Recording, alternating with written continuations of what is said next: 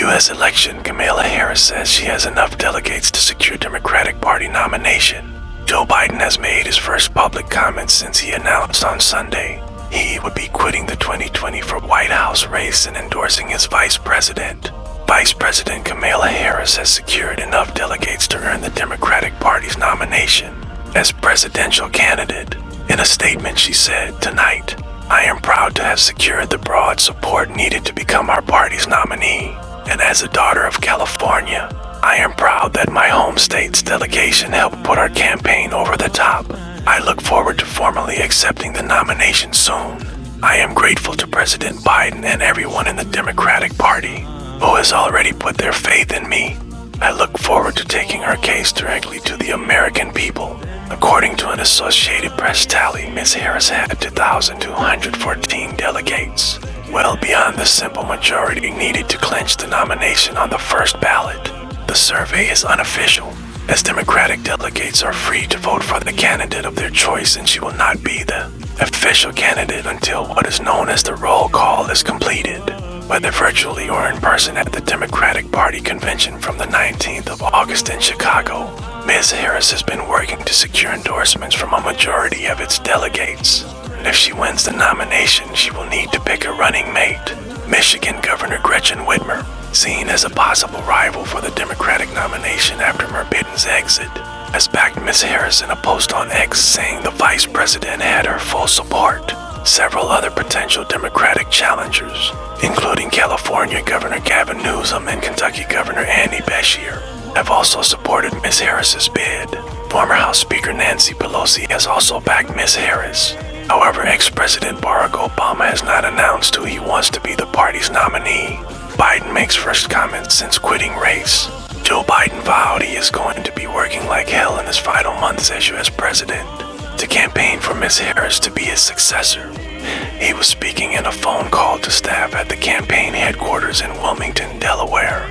In his first public comments since he announced at the weekend he would be quitting the 2024 White House race and endorsing his vice president, Ms. Harris also addressed the workers in Delaware, where she had outed Republican Donald Trump.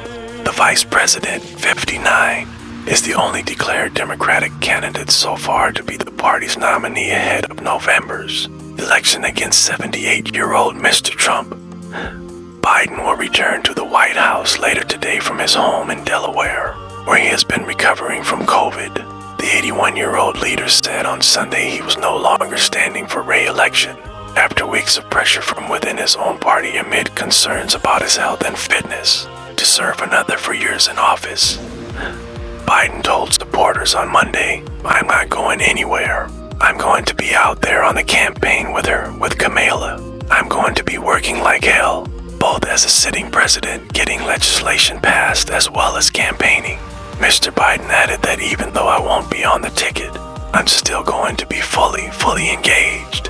"I've got 6 months left of my presidency. I'm determined to get as much done as I possibly can, both foreign policy and domestic policy." Supporting Ms. Harris, he said, "I'll be doing whatever Kamala wants me or needs me to do. We're still fighting in this fight together." He hit out at Mr. Trump, saying he was still a danger to the communities, a danger to the nation. Ms. Harris then began by saying, "I love you, Joe," while the president stayed on the line. She said, "Over the next 106 days, we are going to take our case to the American people, and we are going to win." Ms. Harris said Mr. Biden created millions of jobs and got the COVID pandemic under control. She also said Mr. Biden stood up for democracy at home and abroad. Discussing her time as a state prosecutor, she said she took on perpetrators of all kinds. She added, "I know Donald Trump's type, and in this campaign I will proudly put my record against his." Ms. Harris said, "Building up the middle class will be a defining goal of my presidency." She also pledged an assault weapons ban and said she would fight for reproductive freedom. Earlier on Monday, at an event for college athletes in the White House grounds, Ms. Harris said Mr. Biden's legacy of accomplishment was unmatched in modern history. He is currently recovering from COVID, with Ms. Harris saying he is feeling much better. Her campaign has said it has raised $81 million, 62 million pounds in its first 24 hours. The team said the 24-hour figure was the biggest of any candidate in history. The $81 million is in addition to an existing almost $250 million 193 meters war chest which was raised across the campaign, Democratic National Committee, and joint fundraising committees. The Trump campaign has been preparing for Ms. Harris's possible rise for weeks, sources told the Reuters news agency, and plan to try to tie her closely to Biden's policies on immigration and the economy. Biden, who is the oldest person ever to have occupied the Oval Office, has said he will remain as president until his term ends on the 20th of January 2025.